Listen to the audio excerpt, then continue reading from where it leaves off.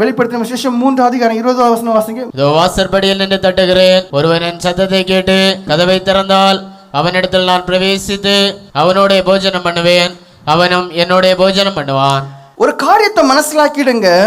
தேவன் எல்லாருக்குமே ஃப்ரீ வில்ல கொடுத்திருக்காரு, ஒரு சுதந்திரத்தை கொடுத்திருக்காரு. நீங்க தான் முடிவு எடுக்கணும்.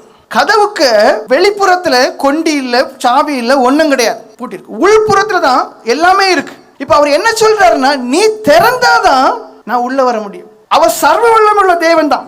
ஆனா ஒரு மனுஷனை முழுமையாய் உருவாக்கிட்டு சுதந்திரத்தை கொடுத்திருக்காரு.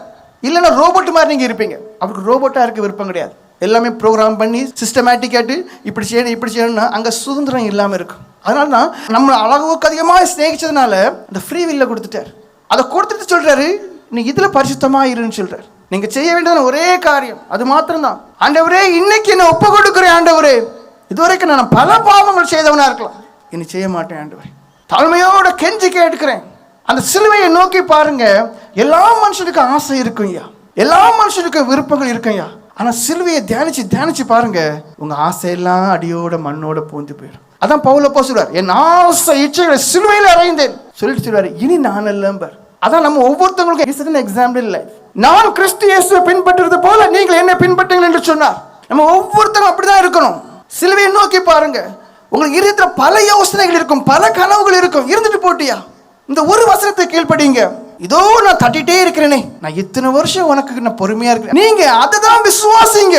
சாத்தான் சொல்லுவான், நீ பெரிய பாவி. சாத்தான் யுதாசன், நீ பெரிய பாவம் செய்த அவனை விடுதலை இல்லை, நீ அவன் தூக்குப்படி செத்தான். அட மனுஷன் மாற, அவர் இன்னும் அழைக்கிறார்.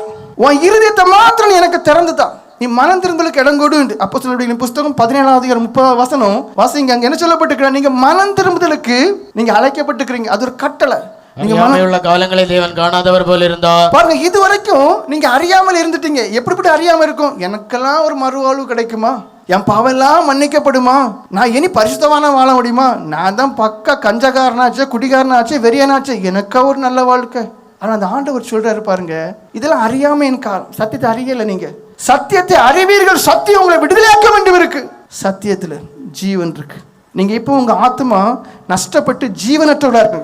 இப்ப நீங்க ஒரு நடபணம் தான். உங்களுடைய வாழ்க்கையை நீங்க பாருங்க, பாவத்துக்கு அடிமையா இருக்கிற வரைக்கும் நிம்மதியான ஒரு வாழ்க்கை இருக்காது. இப்ப சத்தியம் உங்களுக்கு அறிவிக்கப்படுது. சத்தியம் என்ன சொல்லுதுன்னா, நீங்க விடுதலையாக்கப்படுவீர்கள் இருக்கு. அவர் உங்களை பார்த்து சொல்ற, இனி மனம் திரும்பி வாசிங்க. அறியாமையுள்ள காலங்களில் தேவன் காணாதவர் போல இருந்தா, இப்பொழுதோ மனம் திரும்ப வேண்டும் என்று எங்குள்ள மனுஷர் எல்லாருக்கும் கட்டளை எடுக்கிறார். நான் இல்ல, தேவனுடைய வார்த்தை இப்ப உங்களை பார்த்து சொல்லுது. அவர் கட்டளை எடுக்கிறார், நீ மனம் திரும்ப. 2 கொரிந்தியர் 6:2 வாசிங்க. அனுக்கிரக காலத்திலே நான் உனக்கு செவி கொடுத்து ரட்சணை நாளிலே உனக்கு உதவி செய்தேன் என்று சொல்லி இருக்கிறாரே. இதோ இப்பொழுதே அனுக்கிரக காலம், இப்பொழுதே ரட்சணை நாள். பாருங்க, என்னைக்கு எனக்கு விடுதலை கிடைக்கும் நீங்க கேட்காதுங்க, இன்னைக்கு விடுதலை கிடைக்கும். தேவையானது திறந்த இருதயம், தேவையானது தன் தப்புகளை ஒத்துக்கொள்ளக்கூடியதான அந்த இருதயம், தேவையானது பாவரிக்க, தேவையானது விசுவாசம், தேவையானது ஆண்டவரே உமக்கு முன்பாக சரணடைகிறேன், எனக்கு இறங்கி ஒரு வாழ்க்கைத்தார். ஆயக்காரை ஜெபித்துக்கிட்டு 4 நாள் கழிச்சு எனக்கு விடுதலை கிடைக்கும்னு சொல்லல. அவன் ஜெபித்தான். ஜெபித்து முடிக்கிறதுக்கு முன்பாகவே இயேசு கிறிஸ்து சொன்னார், இவன் நீதிமானாக போனான் என்று. வலதுபுற கள்ளன் என்னையும் நினைச்சுக்கிடுங்கன்னு சொன்ன உடனே வார்த்தை வெளிப்பட்டது, நீ இன்றைக்கு என்னோட கூட பரதேசில இருப்பான்.